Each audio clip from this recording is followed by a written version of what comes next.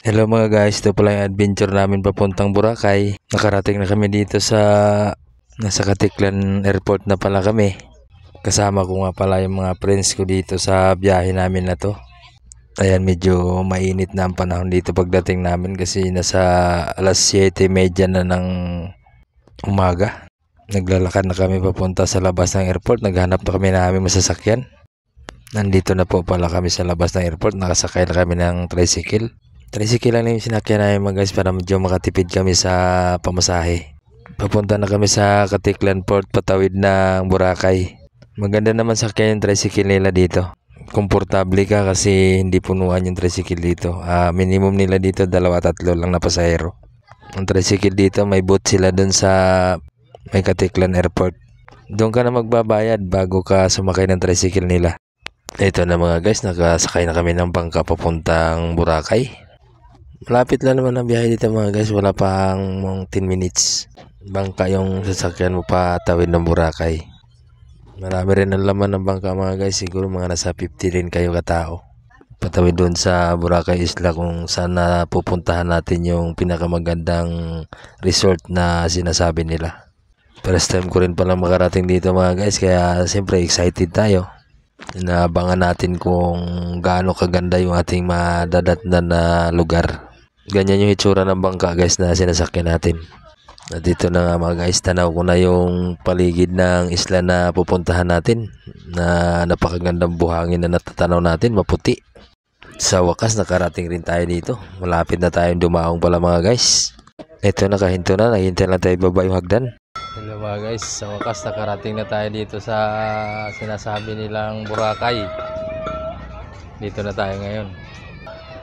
Yan yung nila dito. Yan mga guys, yan yung white sign na sinasabi nila dito. Ayan, maganda naman yung dagat mga guys, maganda naman paliguan. Malinis yung dagat. Akala mo medyo maputi lang tingnan kasi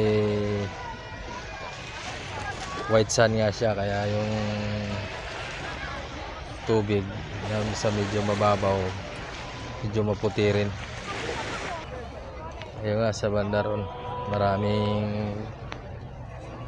tao, maraming naliligo doon banda. Ayan nga pala guys, so yung mga lumilipad na yung mga hinihila ng bangka, may tao na nakasakayan eh. Yan. Yan, may bali 5 yan sila.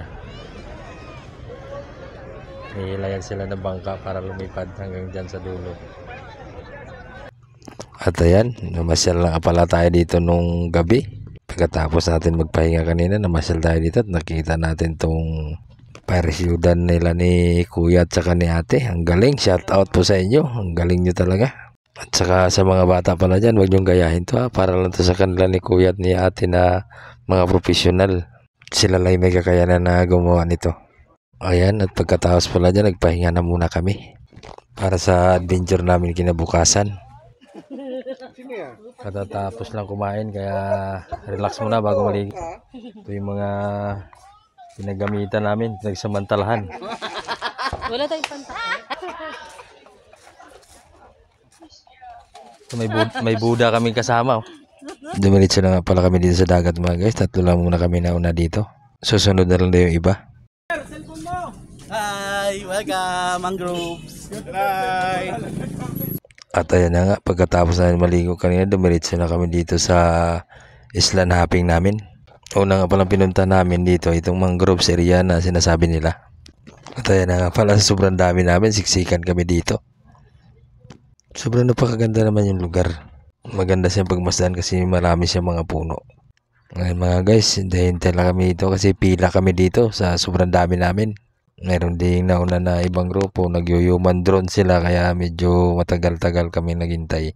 Kaya habang naghintay kami, dito muna kami sa dagat na nanonood. Sa likurang bahagi pala to, kaya medyo malumot dito sa likurang bahagi ng dagat na to. Puro mga kahoy pala yung mga nakatanim dito mga guys, kaya ayan, malumot yung lugar. Ayun yung pila namin guys, medyo may kahabaan. Medyo may katagalan yung paghihintay namin dahil grupo-grupo kami dyan.